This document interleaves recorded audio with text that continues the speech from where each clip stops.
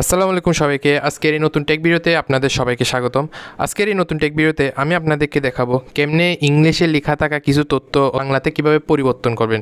আমার সামনে একটা লিফলেটে অথবা আমার সামনে একটা লেখা আছে যেটা অন্য ভাষায়, কিন্তু সেটা আমি বুঝতেছি না, বাট আমাকে বাংলা ভাষায় কনভার্ট করতে হবে। তো সেটার জন্য আমি একটা সফটওয়্যার ইউজ করবো, সেটা হচ্ছে লেন্স। এটা আপনারা প্লে স্টোরে গেলেও পাবেন, গুগল লেন্স লেখলা চলে আসবে। তো এখানে ঢুকে প্রথমে লেন্স ওপেন করবেন সফটওয়্যারটা ওপেন করার পরে এখানে আছে অ্যালাউ অ্যাক্সেসের মধ্যে একটা সিম্পল ক্লিক করবেন।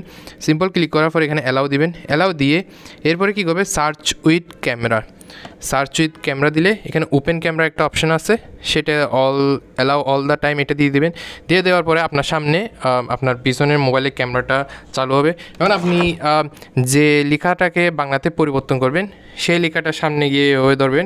এখানে চারটা আপনাদেরকে আমি দেখাই, এখানে চারটা কর্নার আছে। এই চারোটা কর্নারের মাঝখানে মানে লেখাটা রাখতে হবে। এরপরে কি করতে হবে আপনাদেরকে, এখানে একটা অপশন আছে সবার কর্নারে, যে কি ট্রান্সলেট। এই ট্রান্সলেট অপশানটা আছে, এখানে একটা সিম্পল ক্লিক করবেন। সিম্পল ক্লিক করার পরে উপরে একটা অপশান দেখাবে ডিটেক্ট ল্যাঙ্গুয়েজ, আর একটা হচ্ছে ইংলিশ।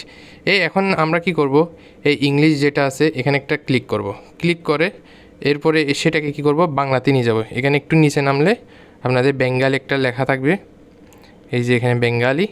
এই বেঙ্গালিতে একটা সিম্পল ক্লিক করব।